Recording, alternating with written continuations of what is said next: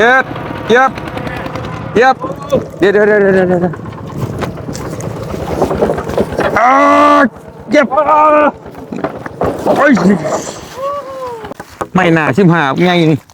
เราว่าจะเอาไปเฮ็ดเถียงหน้าอยู่ของเรามาเลยเรียบไม่ดีโอ้โหยังน่ะเนี่ยอัพเด้อสองเอาปรุงก่อนเจ้าน่ะต่างหาต่างช่วยต่างช่วยกันก็ทำไม่พอเลยนะบ่เกินย่างเฮิงกับ3-4มื้อดอกบ่ฮอดจังนะพอค่ำกับเมดาพอเฒ่าน่ะชื่อค่ำกับเมเฒ่าน่ะชื่อดาขอมุขอบใจเด้อร้านขอมุขอบใจขอให้เจริญรุ่งเรืองในชีวิตปราศจากโรคภัยไข้เจ็บคำผู้ที่มาส่งไม้เนาะขอบมุขขอบใจแล้วก็แม่ดากับพ่อยังก็พ่อคำเนาะที่ได้เอาไม้เอาตอกมาปลูกเฮือนแปลงซ่านให้อยู่เนาะเป็นผู้ห่มไส้ให้อยู่ดีมีแห้งยืนเป็นสุขพบแต่สิ่งดีๆพบแต่เงินไหลกองทองไหลมาเด้ออยู่ดีมีแห้งเป็นบุญเป็นกุศลเป็นสะพัดแก้วสะพัดทองให้เป็นห่มผู้ห่มไส้เป็นเฮือนเป็นซ่านให้ได้อยู่ให้ได้บังบนอยู่บนนอนให้ได้อยู่ได้นอนให้อยู่ดีมีแห้งเพิ่นก็ได้นะสาธุอันนี้เขาอยากได้ไว้ก็คือเฮือนไม้นี่แหละอันนี้เพิ่นก็ยังเอามาให้เฮาอยู่นะก็ถือว่าขอบมุกขอบใจขอบคุณหลายๆเด้อแม่ดาพ่อคำบ่โดยขอบคุณ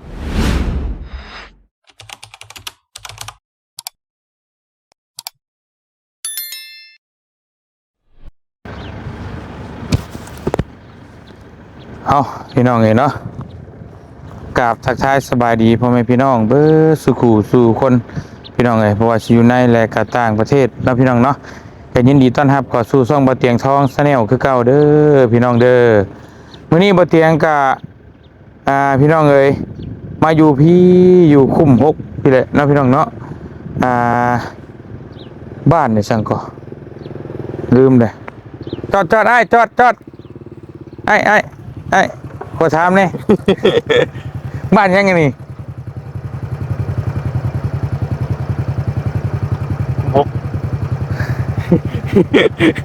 เขาก็ชักยุ่คุม6แล้วบ้านยัง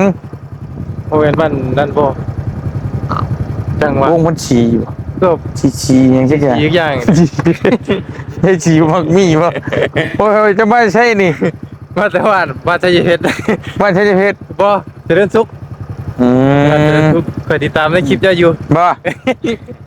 FC บ่ FC โอ้กำลังมุ่งหน้าไปบ้านได้อาจว่ะแม่นคักแล้วว่ะมาลัดป่ะนี่มาลัดทันเฉย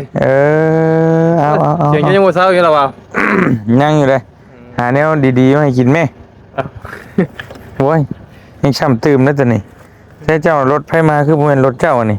ลักรถเขามาจังไปกันที่ตามเจ้าอยู่ได้ยาวๆคลาดเครียดนะโอ้ยพี่น้องโอ้ยให้เถ่าไปให้ใส่รถห้างไปห้างเทนทีเพิ่นจะพัฒนาไปน่ะแม่นตัวถอยหลังต้องไปโอ้เนาะไปดีพี่น้องเลย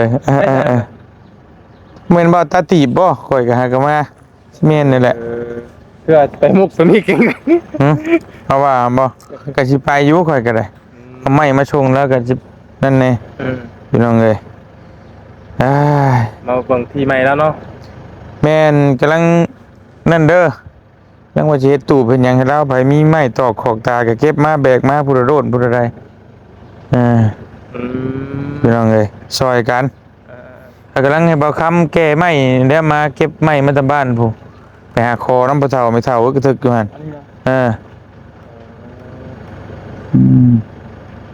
มาแล้วเนาะป้าถ้าเขาไปถ่าย YouTube ได้เถอะเด้อไปก็ได้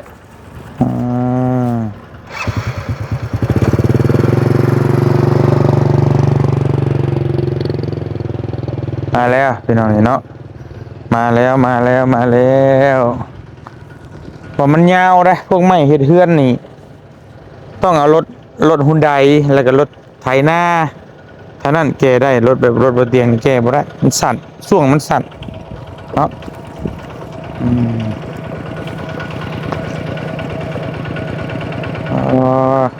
พี่น้องเลยเนาะ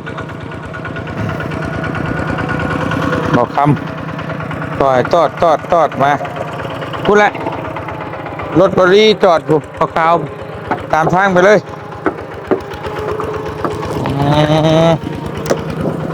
ไปพี่น้องเลยเปิดชิมาฮอดพอดีชั่วโมงหนึงเนาะไปพี่น้องเลยเนาะต้องมันไปบ่ไหวแล้วรถอีแท็กพี่น้องเลยค่อยไป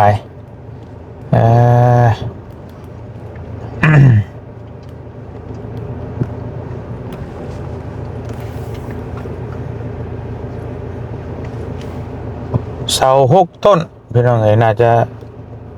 ไม่เสร็จหนึ่งประมาณ8-9 เซน10 เซนฮอดอยู่หรอกแต่ว่ามันก็บ่พอเนาะเราต้องหามาเพิ่มอีกก็ต้องซื้อเอาแล้วบาทนี่พี่น้องเอ๋ยหาเงินหาคำมาซื้อเอาแล้วบัดที่ช่างเฮ็ดให้อีกก็จ้างเพิ่นอีกซื้อสังกะสีอีกก็เติบนึงอยู่พี่น้องเอ๋ยมันก็หลายอย่างอยู่เนาะ สิว่าแล้วก็ได้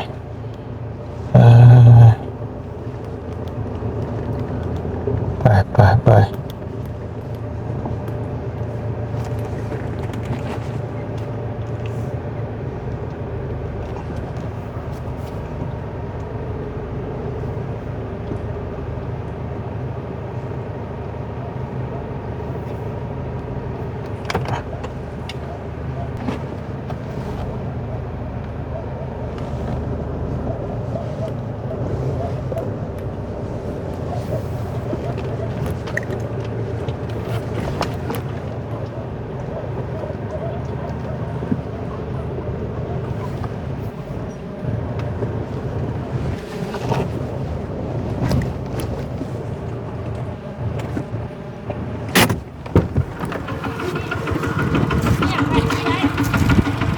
ลงไว้นี่ก็ได้มั้ง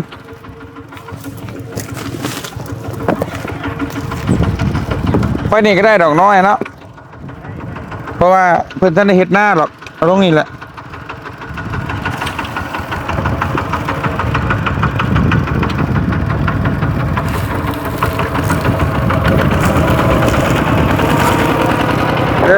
เฮ็ดเย็บ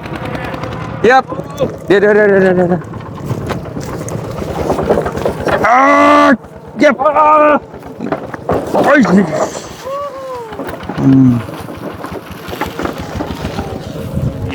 สบายดี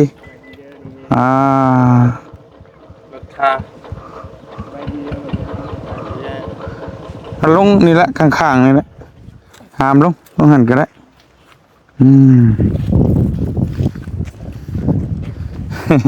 นี่แล้วที่เขาบอกชุดเจ้าพังบ้านนี่แหละจะไปหาคอน้ำเพิ่นมาน่ะได้ทำนี่แล้วคอยโค้มไปเนาะโค้มเล็กหน่อยไปดีเอ้ยนี่แหละไปคอมาเมื่อวานนี่สบายดีเด้อพอดีโดยสบายดีกันคาดว่าฝนจะตกสบายดีเด้อต่างกันสบายดีเด้อสวัสดีแล้วพี่น้องเด้อสวัสดีฝนที่ตกอีก2-3 ชั่วโมงเทวดาเดินดินเด้จากก่อนฝนที่ตกพยากรณ์อากาศพยาอันนี้ก็ตะกี้กับไม้มันดำๆเละๆแหละเอาให้กบบ่แม่น้องเพิ่นกบให้เราให้คักแน่ได้นี่คักเมื่อกี้เพิ่นว่าเป็นไม้โอ้ไม้นี่นั่นคักกูไม้ปัจจุบันนี่อีกเพราะมันเป็นไม้มันตายไม้มันเก่าเลย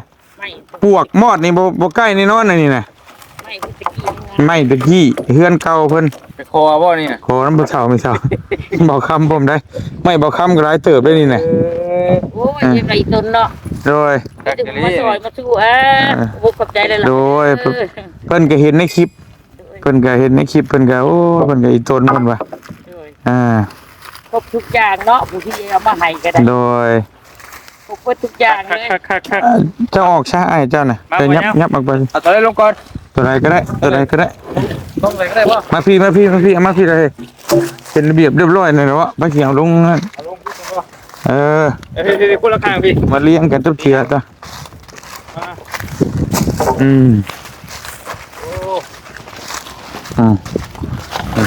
ยิบไปบอกเมื่อก่อนเป็น เป็นคนแรกได้นี่คนที่คอยกล้าไปขอน้ำพอเฒ่าไม่เฒ่านี่ไม่น่าชิมหาบไงนี่แล้วว่าจะเอาไปเฮ็ดเถียงหน้าอยู่ของเรามาเลยนี่แดงเป้งๆพี่น้องเอ้ยคักใหม่นี่นะเอาอีกนี่ น้อยบ่ แดงหุ้น มาหน่อยสาวสวยทำไม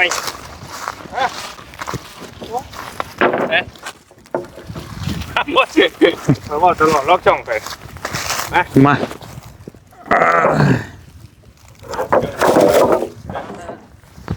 ว่าเปลี่ยนตำมือไอ้แล้วตำมือ นี่ก็เป็นไม้กลมตะกี้ นี่เนาะ แล้วเพิ่นซอยเอาพี่น้องเนาะ จะไม่กล้าบอก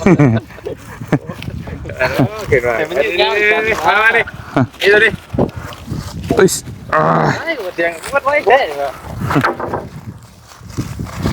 หานาทีป่ะ ที่โอ้เจ้ามีนะว่าอื่นอยู่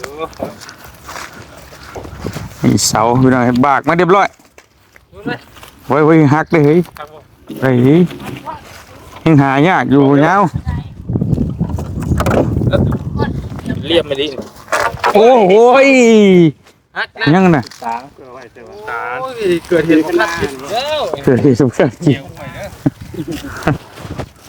ไม่เชือกนะนี่บ่ มันเป็นตาของมันได้แล้วก็ เป็นยัง ไม่รู้เนาะแล้วมาเช้าวัน ของแท้นี่น่ะโอ้งามดีได้นี่นี่เสาพอเท่านี่ เสากิ๊กว่า ไม่จิกได้เฮ้ย เสา เคยกันแล้ว ไม่ได้เสาหนึ่งสองคอยได้จะว่าเด็ดนั่นเด้อ อย่าวางมือวางแกกระจุก ไอ้ยืนยุ่นนะว่าจะว่ายืนยุ่น แม่ผู้เฒ่ากับพี่ก็ทิ้งว่า เอางัวเรามีงัวได้ปะเท่านี่ไม่บอกคำตัวนี้ ทำบ่ บอกคำนี่อ่า ทำกับวิธีเนาะ โอ้เราก็บอกป่านเรานั่นได้นี่ก็ไม่บอกคำนี่ยาวนี่ยาวขลาดนี่โอ้7 เมตรกู โอเค หนึ่งสอง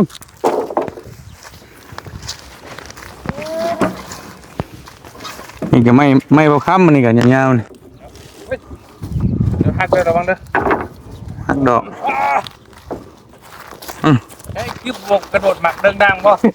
มาเรื่องด้าน บ่เกิดยักษ์เหตุเกิดได้ทุกเมื่อทุกอย่างมันเกิดขึ้นเร็วมาก อ่า คัดไปเลย อืม เอา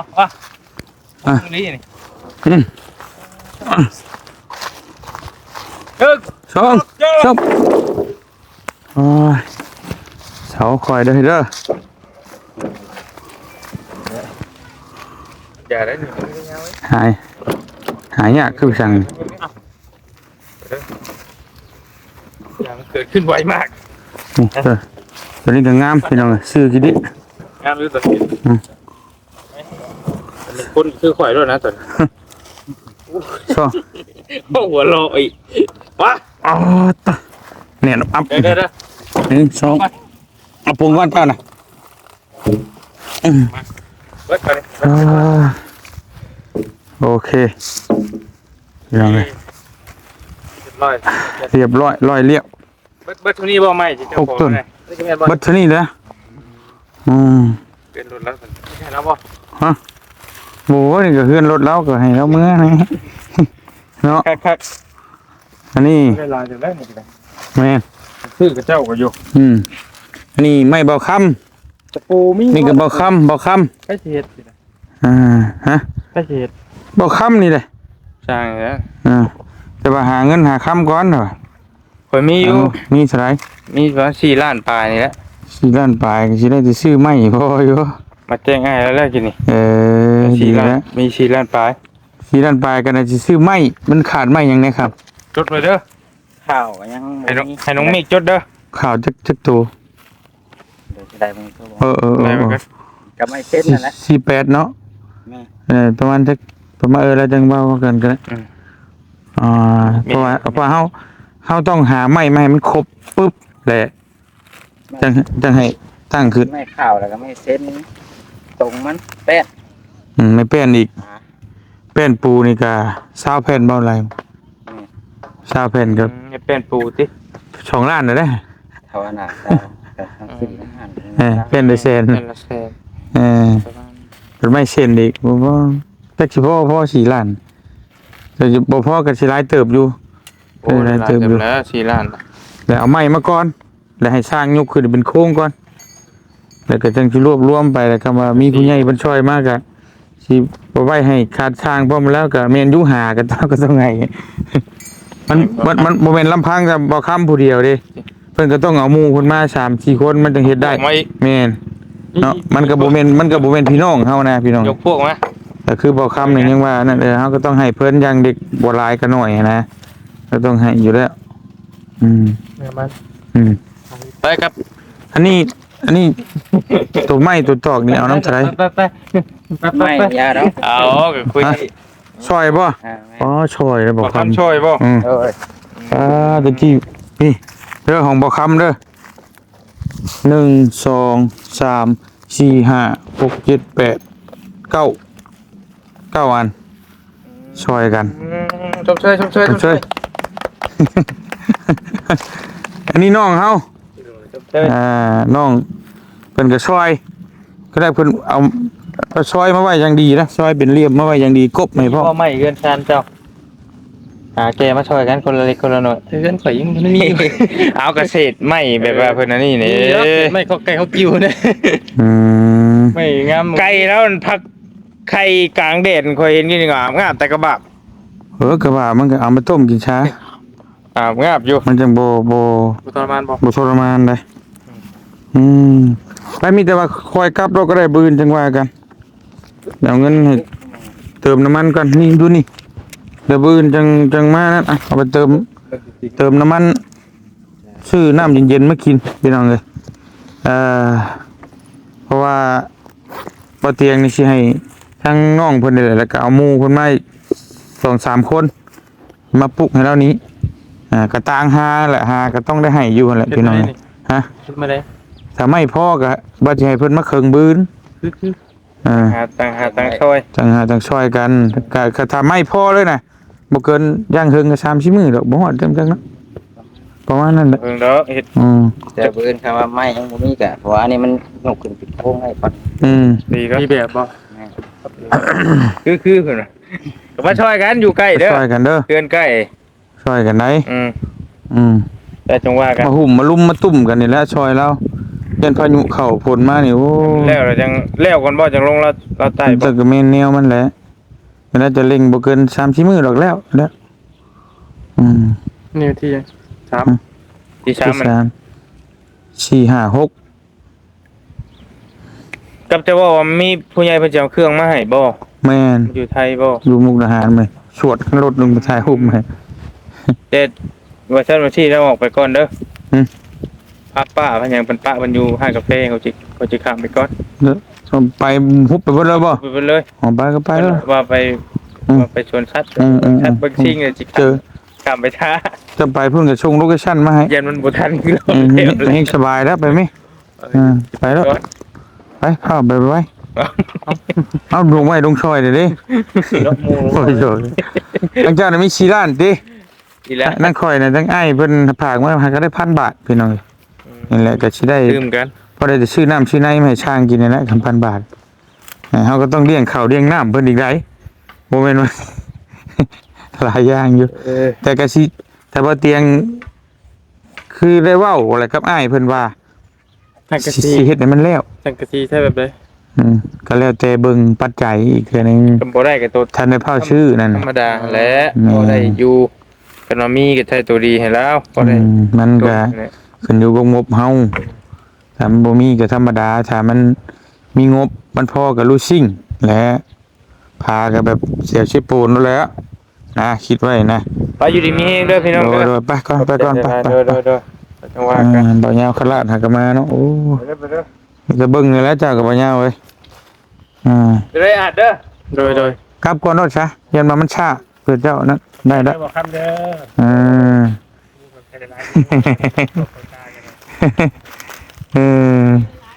ช่วยเป็นกระช่วยโดยเออ ซอยกันพี่น้องนี่เนาะน้องเพิ่นก็บ่เอายังน้ำตะกีบเลยเสาเพิ่น4ต้นเพิ่นซอยให้อย่างดีซอยให้คักนี่มันจะบ่เตียงเอาเติมน้ำมันให้น้องเพิ่นลดราง เพราะว่ามันเฮ็ดอะไรอีตนพี่น้องซอยกันนี่แหละ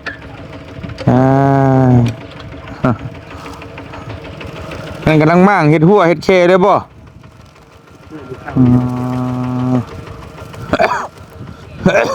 คือบ่เฮ็ดอยู่เทิงคณะรถ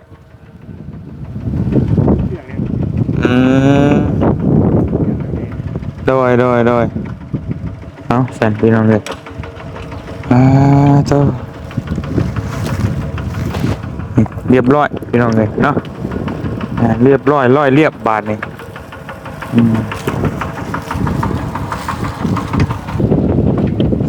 เสา6 ต้นครบแล้วพี่น้องเลยแล้วก็ไม่คางมันไม่คือมันมีแล้วเนาะถือว่าให้พ้นกบให้เรียบร้อยพี่น้องเนาะโดยงามเติบอยู่บ่คักอยู่บ่อันนี้ก็เฮาไปหามาได้ส่วนหนึ่งแต่ก็จังสิไปหามาเพิ่มเติมอีกเนาะจังคอยนั่นคือเสานี่ก็6 ต้นพี่น้องเอ้ยเพิ่นบากมาเรียบร้อยอันนี้ในเสาเฮือนเก่าเพิ่นตะกี้มันก็ดำๆเละๆนะน้องเพิ่นกบเพิ่นเล้าให้โอเคบัดรับประกันมอดบ่กินเพิ่นมาตัวนี้แน่นอนพี่น้องเนาะถ้าซื้อก็บ่หลายล้านเด้อเด้อนี่เสาต้นนึงก็ถ้าเพิ่นเฮ็ดเป็นเหลี่ยมแบบนี้น่ะต้นละ1,000 บาท3-4 ล้านเนี่ยบ่อยู่แล้วพี่น้องไอ้ซ้ำนี่มีแต่นี่แหล้วทางแต่เฮาก็มาโฮมไว้แล้วก็แจ้งทางอ้ายกับเอื้อยไว้เด้อทั้งนี่แหละไม้นี่ก็ได้หลายเติบอยู่แล้วก็มื้ออื่นบัดนี้เพราะมื้อนี้มันก็นั่นแหละมันล่วงเลยเวลาก็บ่าย2-3 โมงแล้วพี่น้องเอ้ยมันค่ำแล้วก็มันเป็นมื้ออื่นแล้วทางเฮาสิให้น้องเพิ่นมาตั้งให้ก่อนตั้งแล้วก็ยกขึ้นตอก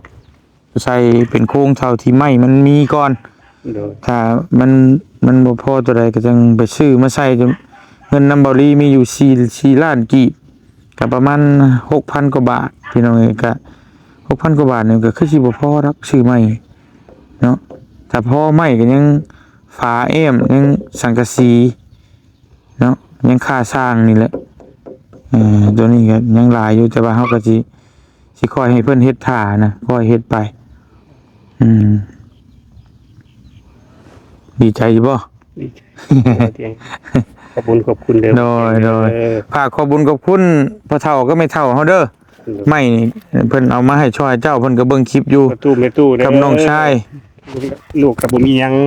มีแต่มือ10 นิ้วนี่แหละขอขอบใจนำพ่อตู้กับแม่ตู้ทั้งบ้านแหละเนาะที่ซอยไม้ซอยตอกมาเพิ่นชื่ออันน่ะพ่อค่ำกับเมดาพ่อเฒ่าน่ะชื่อค่ำกับเมตู้ดาน่ะชื่อดาขอขอบใจเด้อหลานขอบใจขอให้เจริญรุ่งเรืองในชีวิตปราศจากโรคภัยไข้เจ็บให้อยู่ดีมีแรงความคิดจะได้ความไข้อย่ามีให้เป็นคมโพผมใส่ให้ลูกให้เต้าต่อไปสาธุเด้อกับบ่เตียงนำเด้อบ่เตียงเด้อขอให้เจริญในหน้าที่การงานเด้อบ่เตียงเด้อขึ้นเหนือลงใต้ก็ขอให้ไปฮอดปลอดภัยขอให้มีสุขภาพร่างกายแข็งแรงตลอดปีตลอดไปเด้อบ่เตียงเด้อสาธุเอ้ยย้ำมาใกล้ๆพี่ขอบมุกขอบใจขอบมุกขอบใจแม่ยังก็เมดาก็พอค่ำเมดาก็พอค่ำเด้อแล้วก็เบาค่ำเมื่อกี้นี่น้องเฮาในเพิ่นขับรถมากับของเพิ่นน้ำพร้อมใหม่นะแล้วก็เบาค่ำผู้ที่มาส่งไม้เนาะขอบมุกขอบใจแล้วก็เมดากับพอยังก็พอค่ำเนาะที่ได้เอาไม้เอาตอกมาปลูกเฮือนแปลงซ่านให้อยู่เนาะเป็นผู้ห่มไส้ให้ผู้ที่คนยากคนจนคือขน้อยเนาะที่กะให้อยู่ดีมีแห้งเย็นเป็นสุขพบแต่สิ่งดีๆพบแต่เงินไหลกองทองไหลมาเด้ออยู่ดีมีแห้งเป็นบุญเป็นกุศลเป็นสะพานแก้วสะพานทองให้เป็นห่มโพห่มไส้เป็นเฮือนเป็นซ่านให้ได้อยู่ให้ได้บังบนอยู่บนนอนให้ได้อยู่ได้นอนให้อยู่ดีมีแห้งเพิ่นก็ได้นะสาธุแล้วก็ ก็พร้อมด้วยว่าเว้าเตียงพร้อมที่นำพามาเด้อขอมุกขอบใจหลายๆแล้วก็เว้าอีหยังผู้น้อย เมฆ ๆเว้าเมฆนี่เนาะขอมุกขอบใจเบิดทุกผู้ทุกคน โดย ดีๆมีแฮงเบิดทุกผู้ทุกคนขอบใจหลายๆเด้ออยู่ดีมีแฮงเด้อ สาธุ เว้าผิดเว้าถูกก็ขออภัยหลายๆดีใจหลายตื่นเต้นหลาย โดยอันนี้ก็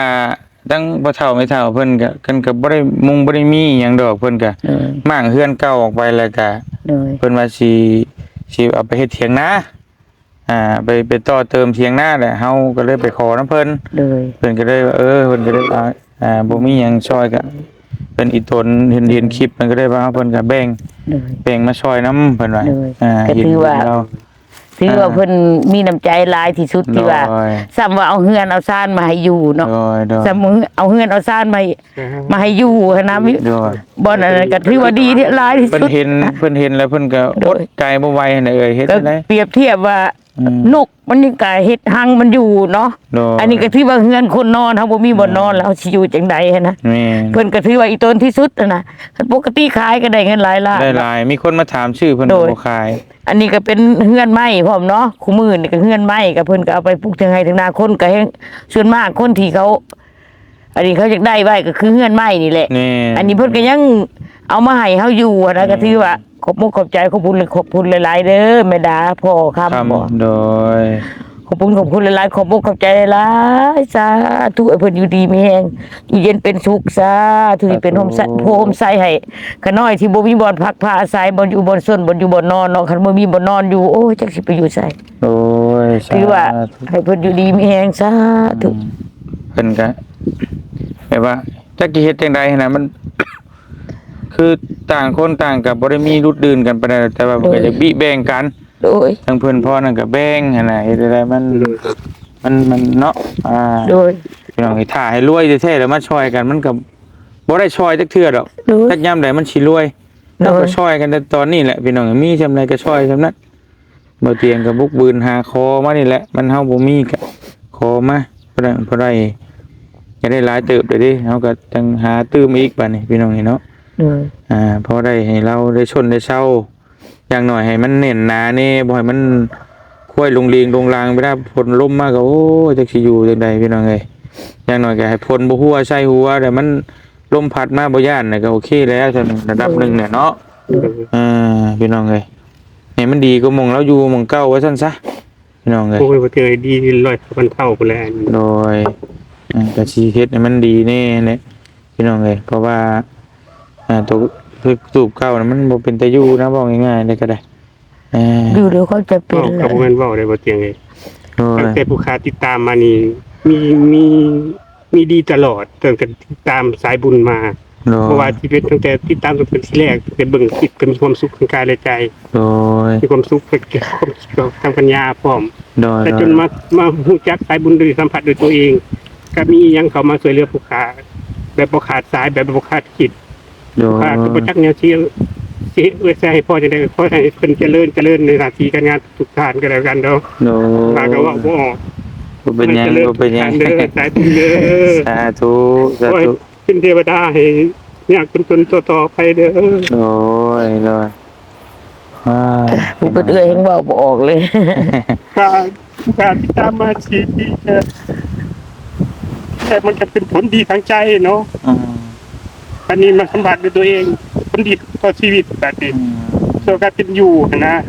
แต่ก่อนเห็นแต่ไปช่วยคนอื่นสิบ่ ใช่คนอื่นผู้ค้าเบิ่งผู้ค้ากับภูมิใจผู้ค้ากับศรัทธานี่ โอ้ นะศรัทธาจุดนุ่งมาจุดยกเสียงหัวแล้วกราบโทรศัพท์ได้บ่เตียงไงก็ว่าได้เห็นบ่เตียงนี่โอ้ยบ่เตียงใส่คนอีกแล้วอ่ะ เฮาก็บ่ได้ ยกมือถือโทรศัพท์ฟังโทรศัพท์ขนาดยกมือท้าถูกเขาให้บุญหลายๆเด้อบ่เตียงเด้อ โดย ค่ะแต่จนมาสัมผัสด้วยตัวเองแต่จนว่าก็มีดีเข้ามาตลอด เฮาก็สึกสิว่าในใดเห็นแล้วก็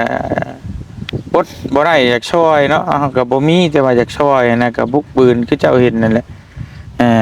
โอ้แต่เฮาถึกเลขเฮารวย100ล้านพันล้านคือคนอื่นเขานี่โอ้ยบ่ยากแต่เฮาสิเอาผู้รับเหมามาเฮ็ดให้รถปึกรถแต่ว่านี่ก็สุดแต่ว่าพอได้เงินได้โฆษณา YouTube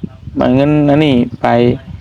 เดือนละหน่อยเดือนละเท่านั้นเท่านี้พอได้ซื้อกินที่อยากไปวันๆนี่สิก็ถูไทยไปแต่คือว่าโอ้มีเงินเป็นตัวใดตื้อตัวใดนั่นคือเขาเนี่ยโอ้ยทำให้สบายพอกันมันบ่พอสิเก็บสิได้ดอกพี่น้องเนาะเฮาไปเห็นในก็สิแหละแต่ละครอบครัวพวกนั้นพวกนี้เฮาเห็นในก็มันจนสิบ่ไหวนะเดือนหนึงนี่ก็ทั้งเทื่อก็พี่น้องเอ้ยเงินเงินเดือนก็ยังบ่พอใช้เฮาเห็นในสิแหละเฮาก็ซอยแบบนี้แห่งไรมาบ่ขาดสายเด้ลูก โอ้ย แห่งไหลมาบ่ขาด เนี่ย สาย เอ้ยสาธุ แห่งไรมาบ่ขาดสายแล้วนี่ ให้มันไหลมาแน่ พอสิเบิดแล้วก็มาพอสิเบิดแล้วก็มาได้นั่นถึงอันน้ำหยดทีละหยดก็ยังเต็ม โอ้ย เต็มอ่างเองคือเพิ่นว่า มาทีละน้อยนี่ได้หลายเด้ สุดแต่อยากซอยเฮาก็ได้ เห็นไปก็อีตนแต่ว่ามันก็เฮ็ดได้ซ้ำที่กำลังเฮาเว้าแหละสุดความสามารถ แต่ผู้เดียวเนาะบ่ แม่นอยู่เฮาซอยสมมุติว่าเอ่อบางคนเพิ่นอาจจะว่าคือบ่เอาเงินตัวเองซอยแล้วก็แม่นพี่น้องอันนี้ก็เงินตัวเองน่ะหามาเติมน้ำมันน้ำเมือกให้เขานี่ก็ถึงว่ามันอาจจะบ่หลาย แต่ว่า มันก็หลายครอบครัวเข้าไปในครอบครัวนั้นครอบครัวนี้หน่อยหนึงครอบครัวละ4-5 ล้านสมมุติว่ามัน10ครอบครัวมันเท่าไหร่ซั่นน่ะครอบครัวละ5 ล้าน10ครอบครัวก็50 ล้านมันก็บ่แม่นน้อยๆบัดเดือนหนึงเฮาสิได้ซำใดเงินเงินเดือนเฮาเนาะมันก็บ่ไหวคือกันนะพี่น้องเอ้ยว่าถ้าบ่เตียงแม่นอยู่ถ้าซอยครอบครัวเดียวปึ้งแล้วเลยเบิดปีเท่าไรปีแล้วบ่ซอยแล้วมันก็เฮ็ดใหญ่ๆก็ได้น่ะแต่ว่านี่เฮาไปทุกมื้อลำพังแต่ซื้อเครื่องฝากของต้อนไปให้แต่ละครอบครัวนี่ก็บ่ง่ายแล้วพี่น้องเอ้ยเนาะเงินทุกมื้อมีแต่ของแพงๆพี่น้องเอ้ยคือบ่เตียงเฮ็ดสุดความสามารถแหละมีเงินในกระเป๋าจนบ่เรือจนสิบ่ยังน่ะบ่เตียงก็ได้พี่น้องเอ้ยเนาะเอาเป็นว่าบ่เตียงเฮ็ดสุดๆความสามารถแล้วพี่น้องเอ้ยถ้ามันผลลัพธ์สิออกมาแบบใดก็บ่ว่ากันเนาะป้าชายเด้อเฮาขอตัวกลับก่อนบัดนี้เด้อมีแต่มื้ออื่นเพิ่นจังว่ากันใหม่เพราะว่าทางเฮาก็มื้อนี้สิไปข้ามไปเอาเครื่องอยู่ฝั่งไทยอีกทาง FC เพิ่นเอาของมาให้ไปแจกอีกไปรับเอาอยู่มุกดาหาร ก็ให้เดินทางปลอดภัยเด้อ โดยสบายดี ไปทางไปทางไปและทางกลับบ่เตียงเด้อ โดย ขอให้รับสุขรับใจเด้อบ่เตียงเด้อ โดย ขอให้ปราศจากโรคภัยไข้เจ็บสิ่งทุกประการเด้อบ่เตียงเด้อ สาธุ เดินทางปลอดภัย เดี๋ยวไปเอาน้ำเย็นๆมาให้กินกันเด้อแป๊บนึง นั่นน่ะ จะหามือเพิ่ม มาพี่น้องมาอันนี้อันมีเด้อพวกมีพวกอันนั้นนมเอาไว้กินแล้วก็อันนี้น้ำก้อนเอาไว้แช่เย็นยังอยู่บ่เมื่อวานนี่ยังเหลืออยู่บ่เบิดได้ พอดีเบิดตอนสวยๆนี่เลย โอ้ ก็ยังเย็นอยู่ตัวมันเปื่อยก็ยังเย็นเพราะว่ามันบักลายเนาะ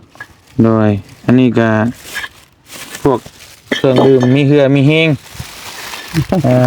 นี่แหละเอาไว้กินเด้อพวกนมพวกอย่างต่างๆสิได้มีเหือมีแห้งสู่เวียกสู่งานต่อ โอ้มากก็บ่ได้ต้องกินยามึงแน่พุ่นบ่จักมีบ่จักอิหยังอึดทึกพุ่น บ่เป็ เพิ่ น นมาอย่างในบ่เตียงเพิ่นมาบ่ได้อึดกินของอยากเด้อนับแต่ขนมนมเนยอีสัง น้ำส้มน้ำหวานมีเบิดทุกอย่างมุกขอบใจและขอบคุณหลายๆเอามาให้เอื้อยกินนะมาให้น้องชาย ได้มีเหือมีแห้งเห็นว่าเมื่อย เลย สิได้เห็นว่าเมื่อยก็ได้ น้ำใจนี่จักเอามาใส่กระเดียกระดอนเนาะโพดอีหลีโล โอ้ย น้องผู้นี้ก็ได้น้ำใจพิลึกพิล่ำมีน้ำใจที่สูงส่งโอ้ยมุกขอบใจหลายๆเด้อไอ้แจ็คสิเว้านี่ได้ผู้เป็นเอื้อยนี่ก็ได้มายังกับปูหมู่บ้านนี่บ่จักหมูย่างบ่จักอีสังหมู่บ้านนี่แซ่บอีดีหมู่บ้านนี่ก็มีแต่แนวแซ่บๆหมู่บ้านนี่ก็น้ำโคกอีหยังน้ำดำๆดิบๆมันน่ะบ้านนอกบ้านนาเนาะก็บ่จักเว้าเด้อนี่ทั้งบ้านนอกบ้านนาผู้เป็นเอื้อยนี่ก็เว้าเป็นโลเล่ได้ บ่เป็นหยังเลย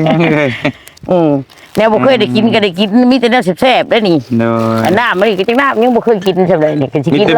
มิน จะบอกโอ้ยสิได้กิน กินลองเบิ่งเอา สิได้กินวิตามินตัวนี้ละบาทนี่จ้ะ เอาไว้เอากินรสแก้กินรสเอา ไปเด้อ โดย บ่นอกบ่นาบ่ได้กินจักเทื่อสิกินแล้ว สิ เบิ่ง ได้ ว่า มีเหือมีแห้งวิตามินซีเพิ่นเอิ้น นั่นบ่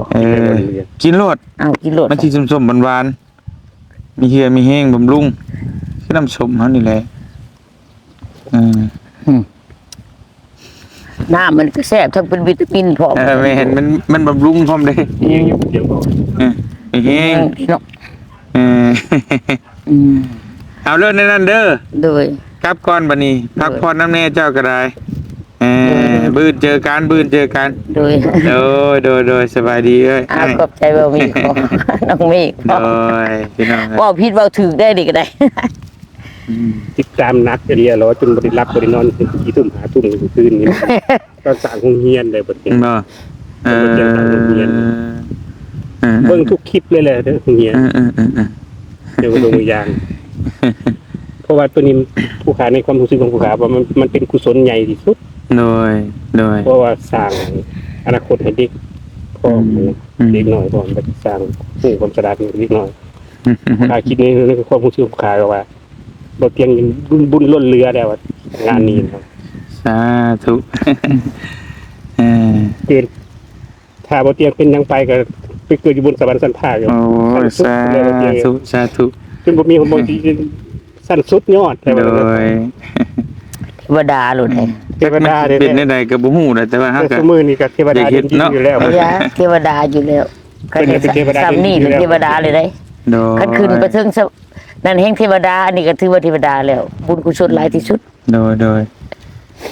บ่คิดหยังมากมายละคิดว่าเป็นเอ้ยเป็นน้องกันก็ได้แหละบ่ต้องหยังมากมายดอกไอ้ โอ้คันศาสตร์นี่คันไปลืมคันว่าเอื้อยเนาะอันนั้นก็เอื้อยเนาะอันคือบ่เตียงเอื้อยเป็นเอื้อยเนาะก็เป็นเอื้อยก็ถือว่าเป็นเอื้อยแท้ๆเนาะก็ถือว่า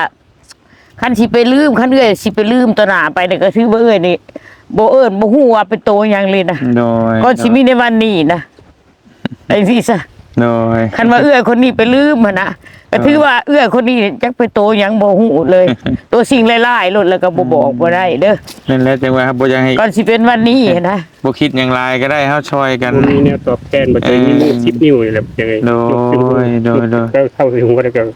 พวกเขาเข้ามาขอให้ประเตียงจงโชคดีตลอดไปสาธุโรคภัยไข้เจ็บสุขภาพร่างกายแข็งแรง โด เป็น ย มันควันยืนเป็นผมโพผมใจให้คุณนักต่อไปเด้อบ่เตียง โด เด้อย เป็นผู้ขานั่นมันแหละ ถ้าเอ้ยก็ไม่ก็อยู่ดีมีแฮง โดย สู้ๆต่อไปเด้อบัดนี้เด้อมีแต่สิ่งดีๆเข้ามาในครอบในครัว โดยบ่เตียงก็อยู่ดีมีแฮงบ่เตียงก็อยู่ดีมีแฮงมีแต่สุขแต่ใส่อยู่ดีมีแฮง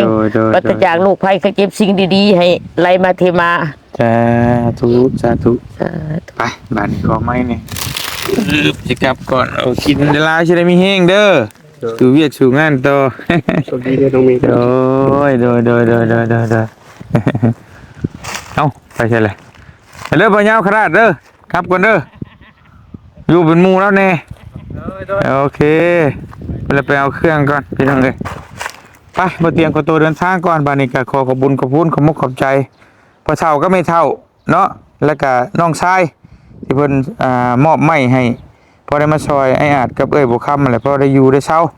แล้วพอเตียงชีซอกหามาเพิ่มเติมอีกพี่น้องเอ้ยได้ซาได้ไว้กับว่ากันเด้อพยายามเฮ็ดให้เอ้ยก็อ้ายเพิ่นพอได้อยู่ได้เช้าพี่น้องเอ้ยอย่างน้อยก็ผลบ่ฮู้ว่าใช่หัวแดดบ่